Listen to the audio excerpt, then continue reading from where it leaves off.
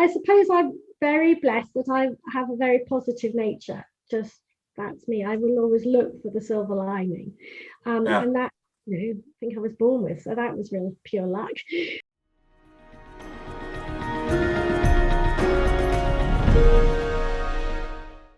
Hello and welcome. My name's Simon Parker. I'm the guest editor of Exhibition News. This actually, sadly, is my final interview, and it's almost fitting that I have somebody that I've wanted to interview for the whole 4 months, actually. So Amanda Barnes, CEO of Faversham House, joins us. Hello, Amanda. Hello, nice to see you, Simon. I'm honoured. Yeah, and well, I'm thrilled as well, because save the best to last and all of that. So Amanda, as you know, I'm sure, Amanda is well known within the event and sort of broader media community, if you like, serving on both, I think, AEO and PPA over your years. So you've done an enormous amount for the industry.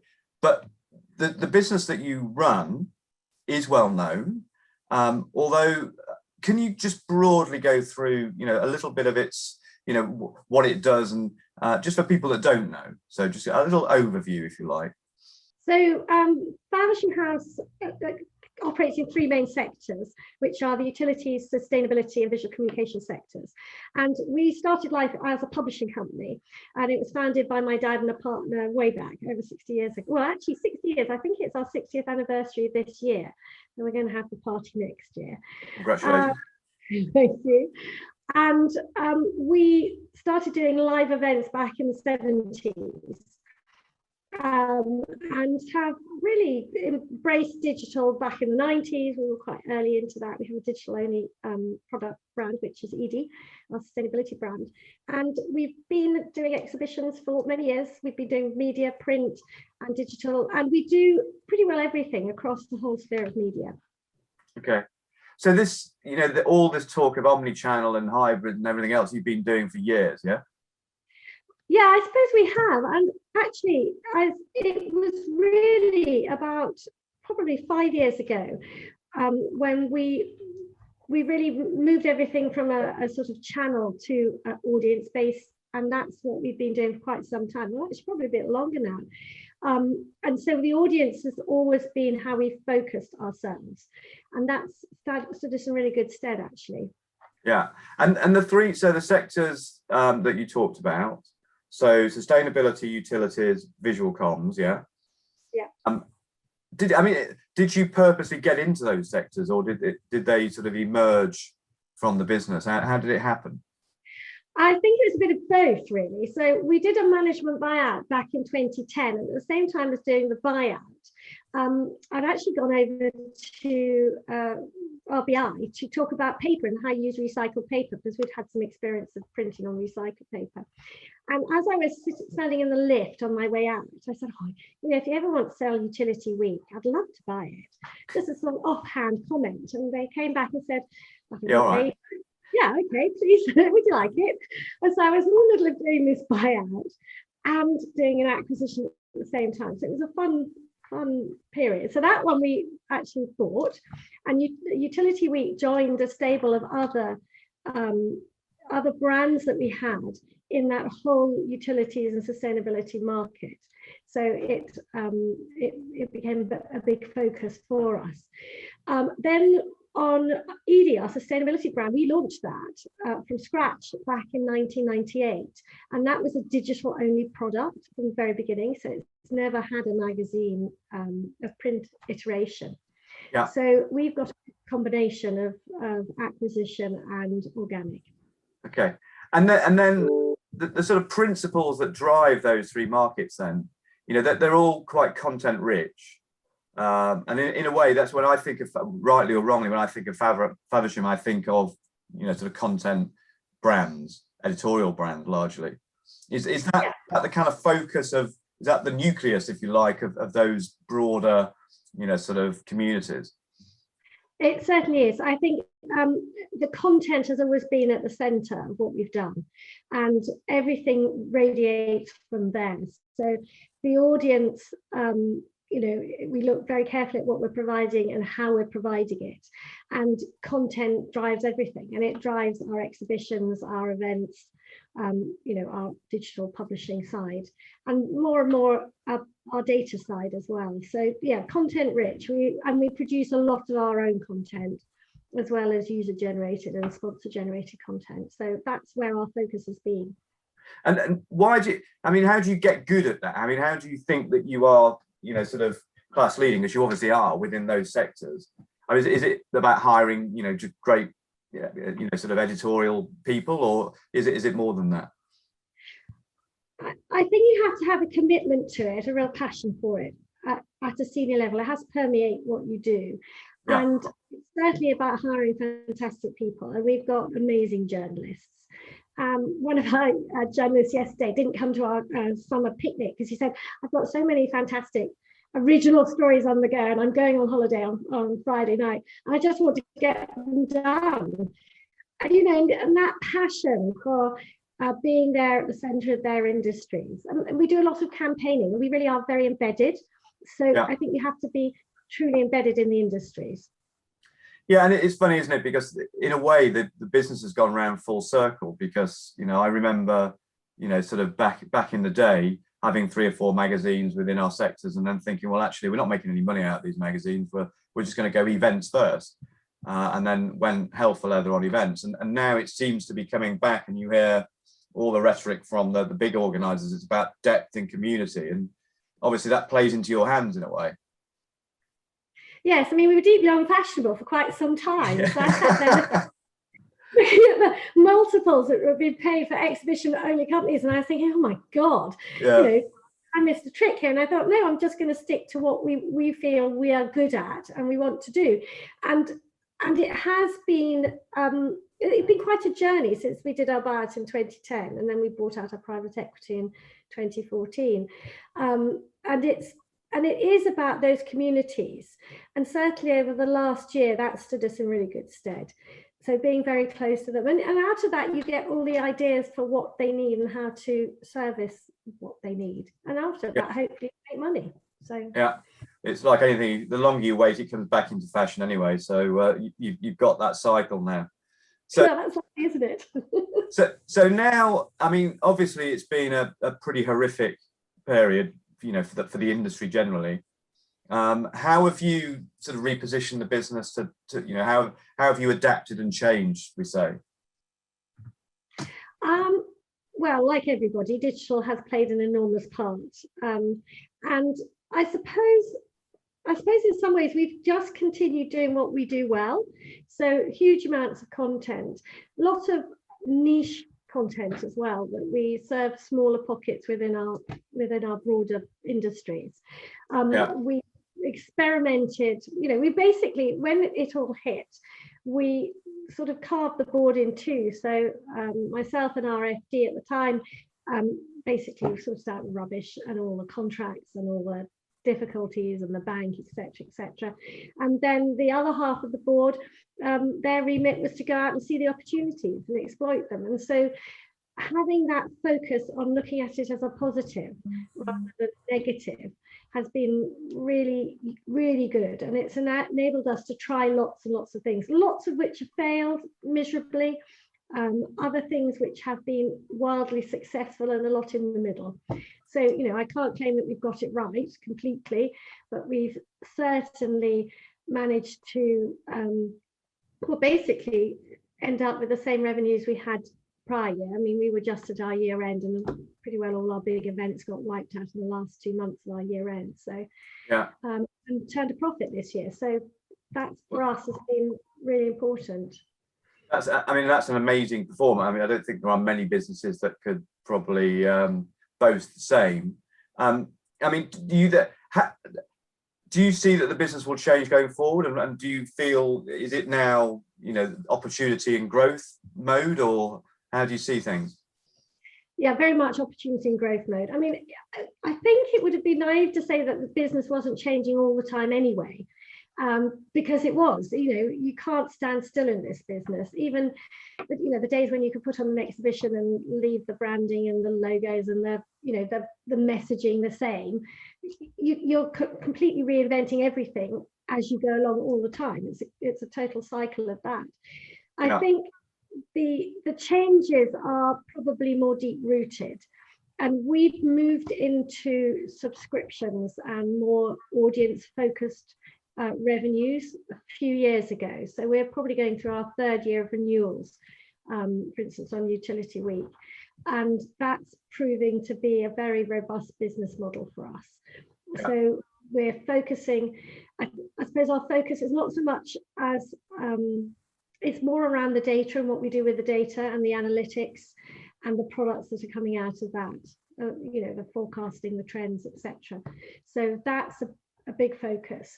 And obviously this year it's getting back to live. But I'm really passionate about not just letting the business slip back into the same things it was doing before. Yeah. So the focus for us is very much to learn from what we've experienced and build on the good of that. And I suppose, we're a business who went through the decimation of digital to print publishing, and that, it stands you in really good stead. Yeah. And I've attended enough sort of meetings over the last year of the industry great and the good, where people were talking about content and how to get content and what was this like, and I said, I think it sounds a lot like publishing. Funny enough. Yeah. But so you have to reinvent yourself, and that's what we're trying to do.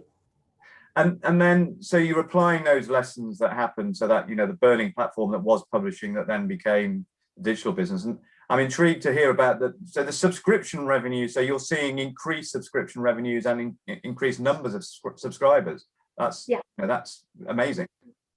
Well, it's something I said we've been working at for quite some time. So it's sort of incidental to the pandemic, and it wasn't because of the pandemic, if you see what I mean. Yeah. And I suppose you've got to have something that people want. So that concentration on deep, rich content and the data that comes out of it is where we're putting a lot of efforts. Okay. And then, so moving on to the piece that you talked about with regard to live, and not thinking that it's going to return to how it was. How do you think it's going to change? What's the live environment going to be like, do you think? Well, live is undoubtedly, we all know that live is incredibly important. That face-to-face experience is not able to be adequately replicated digitally.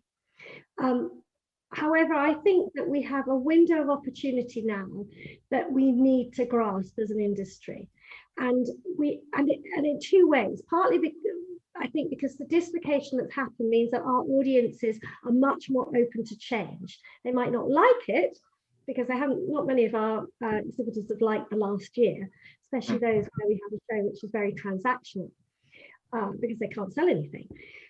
But I think if we don't grasp this and look at some of the systemic problems of exhibitions which we're coming at, then we will be missing a trick as an industry. And certainly as a company, we are very much looking at how we can adapt our offering.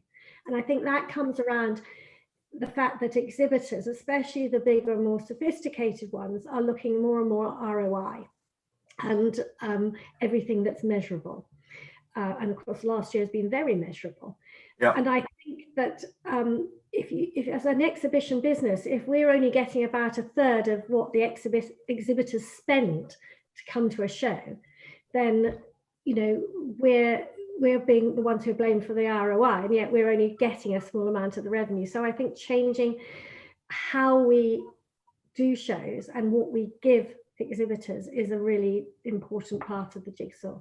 And how does that then manifest itself then in terms of that, because I guess that's something that we've been trying to grapple with for many years, the other people that are taking a lot of money and not necessarily returning great value. How do you control that other 2/3, if you like? Well, I think you have to grab some of the 2/3. And I suppose the way we're doing it, which partly came out of trying to make sure we were going to be all secure at the time last year when we thought we were going to be putting shows on, is we're trying to move exhibitors away from thinking about their stand as this huge castle they're building, which is bigger than anybody else's on the show floor, prettier. and trying to get them to concentrate more on what they're showing on the stand.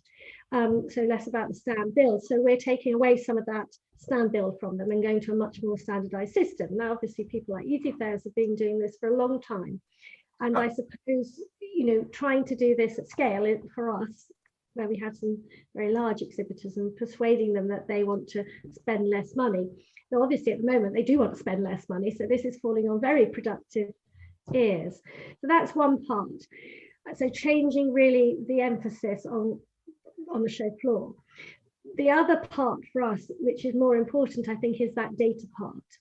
So looking at what data we collect on site, what data our exhibitors collect, how we interpret that. And then I suppose the third part is giving that year-round experience. And we were already doing that, but we're doing it much more overtly now. So almost looking at seeing whether we could do a subscription model for our exhibitors. And a lot, we always saw our exhibitions as just part of the journey, a stop on that journey. And that's how we've been selling them for a while. I think that's where we're going much more strongly. So engagement is all year round, which is what everyone's trying to do. And I suppose we're lucky in that we've got a lot more products and a lot more inventory to sell than many people, because that's what we were doing before with a lot what was print. And there's about 1 million questions that come out of all of that, but one, I guess, is around, well, firstly, there's a one about, go straight to what I know, the events bit. Are you enforcing those sort of limitations on stand size? And if you are, how are people taking that?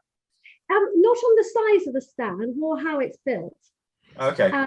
And so we are, it's been proved by just looking at the last few days and the confusing messages coming out of our government about what regulations we're going to have to adhere to. And a huge thank you to all the people behind the All Secure standard and all the work the operations guys have been doing, because it's truly phenomenal. It's taken a huge burden off organisers. No one else. Agreed. But I think that it's about trying to make sure that we have a safe and controlled environment. And in order to do that, we need a lot less contractors on the floor. And that will make everyone's life simpler. So that message is very much resonating, because our exhibitors are not, our visitors are really keen to get back to the shows. Our exhibitors are more worried about their staff. They want to get back to shows, but they want to make sure their staff are safe. So that's part of what we're doing. And I think we're giving them a lot of extra value this year that they're not paying for in terms of data and what we're going to be able to do for them. Okay. That's helping the conversation. Yeah, and then I guess so. I mean, if there's any time to do what you're talking about, it's now. So I mean, we've got this. This is it. If we don't try something new, and it may well fall flat on its face, but we've got to sort of, that wonderful phrase, Ive Been Ready shows. We were just about to go on site, and the vast majority of those exhibitors have stayed with us, and they are willing to give it a go. But it's that we're going to have a long time and a lot of money spent on educating them and making sure that this works. And bringing them with you. And I guess, you're lucky in that you've had this very long-standing relationship with those three communities, and therefore, there's a hope, some loyalty, some trust, and everything else that you need to then make that transformation. And ultimately, I guess they're going to hopefully get better ROI, because at the bottom line is they're not going to come back unless they're going to get return from it. No, exactly. And we've been very honest with them, and we said we are trying some things which are new. Some will work, some won't work. But it's all about delivering better and more measurable value for you. So, give us a chance. And then the other question, which is a theme that, sort of run through the time that I've been at EN, is about, the data and the analytics that you talked about. And, a lot of businesses don't have the infrastructure to be able to do that, or the systems and the processes. Have you then invested, or are you needing to invest in different types of people, different types of technology, processes, all the things that go alongside that? Yeah, I mean, I can't, it's not all foresight with all of this. Some of it was huge luck because in 2019, we signed off on about 100 grand investment in a data platform. And we had a year virtually getting it in place. So that building block was there. I mean, if I'd known what I knew now, I probably wouldn't have signed the check.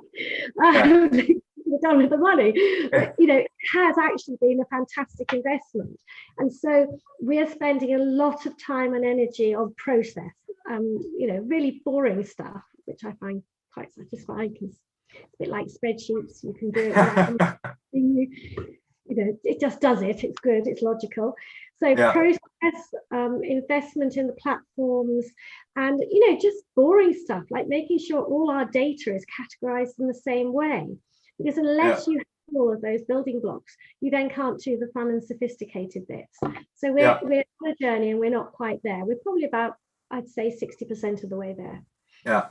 Well, you sound as if you're in a good place. But the other thing that I was keen to talk about was because specifically your footprint in sustainability has been, again, it's another opportunity, I guess, for the industry to build back better as the current sort of vernacular goes. How do you think that we are with regards to sustainability? And I use sustainability in the sense environmentally sustainable as opposed to its broader sense. How do you think we are, making the transition?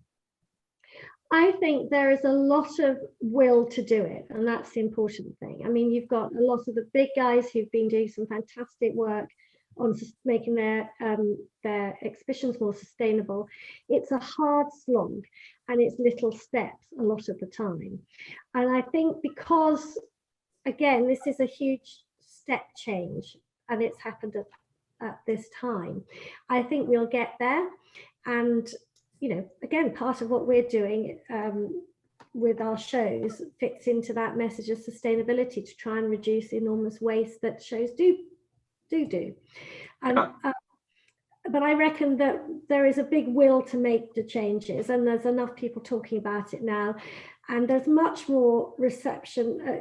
People are more receptive at the venues, all your contractors, and we're not a lone voice. I mean, we had sustainable performance on our tender documents way back, probably about 12 or 14 years ago.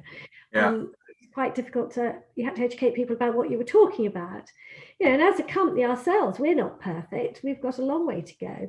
But it's that dedication to doing it, bit by bit. Yeah. So again, it's something that you were into it before it was fashionable. So again, we need to find out the things that you're doing now that we need to be doing in 10 years' time. So well, you know what? They say, well, as I said, we'd launched m.i.c.e back in 1998. I mean, it was all about sustainability. Well, it wasn't called sustainability then; it was called the environment. And it was. I tell you what, we haven't made a lot of money in it yet, so I'm hoping the money's going to come later. Yeah, fortune favours the brave. You'll get there in the end.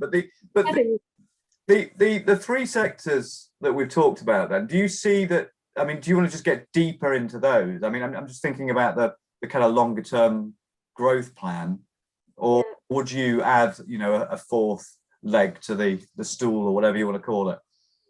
Well, it's interesting because our utilities and sustainability side are coming together in lots of ways around net zero and climate change and how to deal with it. So that's been an interesting crossover.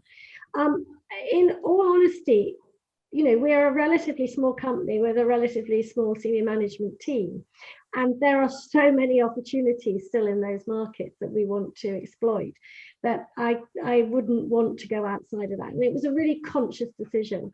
So when we bought out the private equity back in 2014, we were much more diverse company in terms of sectors, and we sold a lot of those sectors, not because we didn't think they were good sectors, they were fantastic, but we just didn't have the capability, the capacity, I suppose, capability we had, but capacity to do all of those things really well. So more out of necessity as much as anything. And so I think we'll stick with those 3 markets. But within those sectors, there's so many different aspects that, you can go on reinventing forever.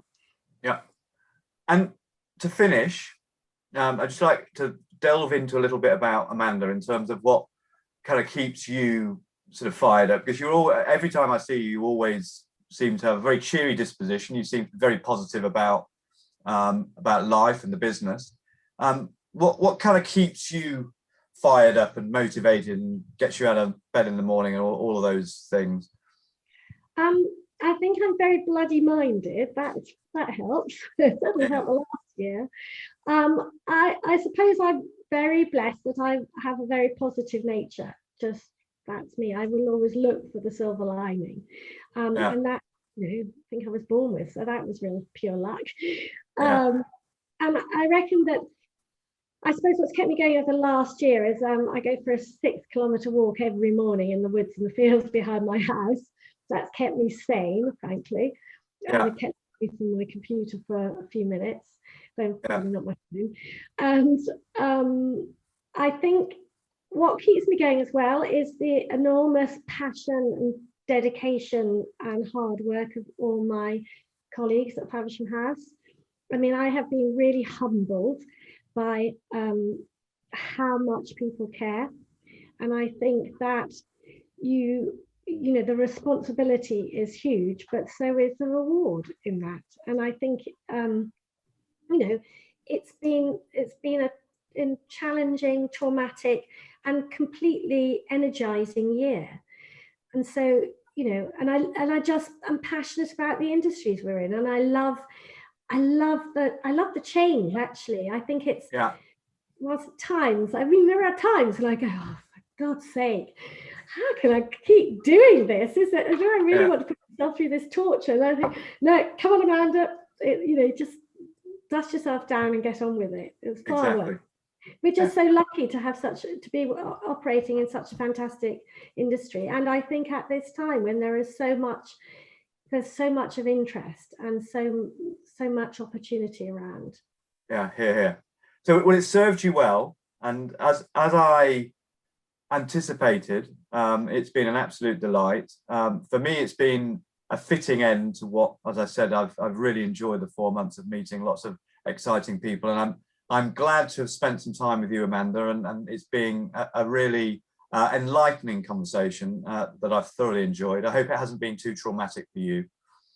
No, I think the anticipation was worse than the acting. It was great stuff. Thank you so much, Amanda. No, thank you, Simon. That was great. Bye-bye.